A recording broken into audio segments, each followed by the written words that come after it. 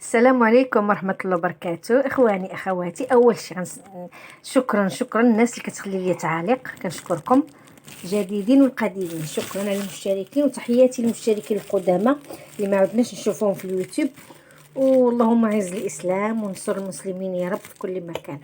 اليوم راني غندير الفرن، غندير السردين. غندير السردين في الفرن.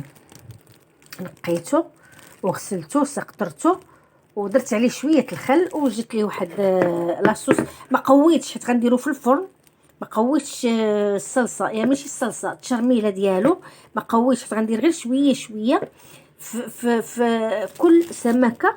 غندير فيها شويه شويه بحال هذا الشكل. غنديرهم بحال هذا الشكل هذا، بحال هذا الشكل هذا، في وحده. فهمتوني؟ ما قويتش الصلصه باش ما تجيش بحال غندير الطاجين. لا، ما غنديرش طاجين، غنديرو في الفرن. والصلصه ها هي، شفتوا انا ما قويتش، درت فيها المعدنوس، قزبر مقطع مزيان، والثوم. حكيت الثومه، حكيت جوج تومات تقريبا انا في هذه. المهم كاين الربيع اللي كنقولوا ليه حنايا الربيع. عندنا القزبر المعدنوس قطعته شويه. حكيت الثومه، درت ملح، شويه ملح، لان السردين هو اصلا مالح يعني اصلا مالح. غير هاد الشرميله هذه لان ملحت باش تعطينا مذاق. المهم قلنا القزبر المعدنوس مقطعين، الثومه حكيتها.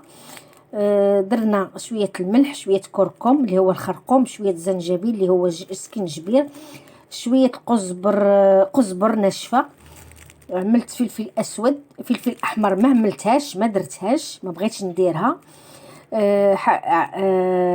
الخل، اي خل ابيض احمر، اي خل.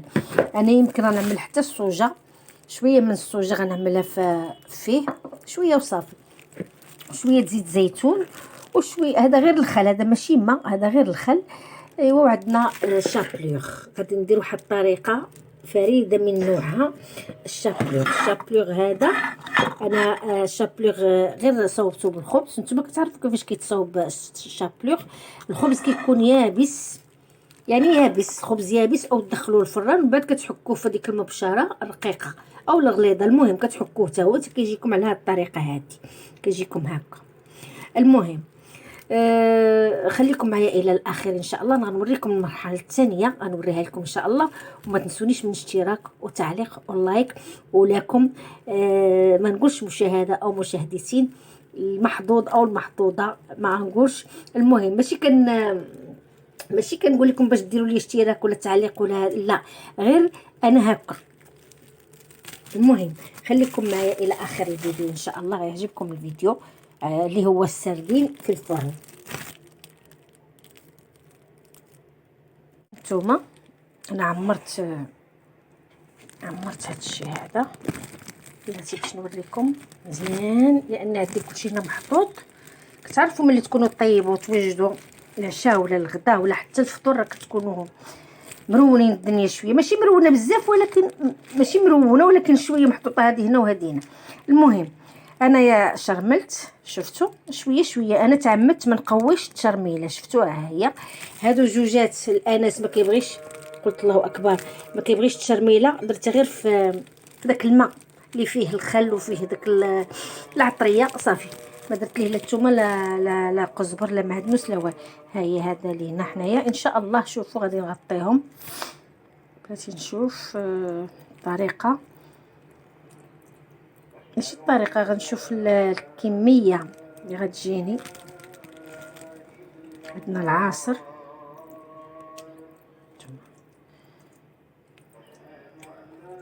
لا اله الا الله. كنغطي فيها هانتوما، ومن بعد غادي ندهنها من الفوق. خصني جوجات حيت باقي عندي، ها هو السردين باقي. ها هي هذه غطيتها. اشهد لا اله الا الله، اشهد ان محمد رسول الله عليه وسلم. انا غطيت هادو،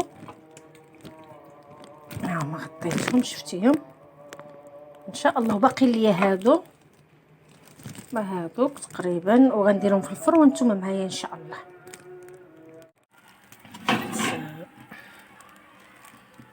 المرحلة ما قبل الأخيرة، المرحلة ما قبل الأخيرة اللي السردين في الفرن إن شاء الله. هو سهل. أنا زدت عليه البطاطس، هاد البطاطس سلقتها على فكرة، لكن للأسف لقيت البطاطس مش كويسة، لكن اضطريت نصلحها.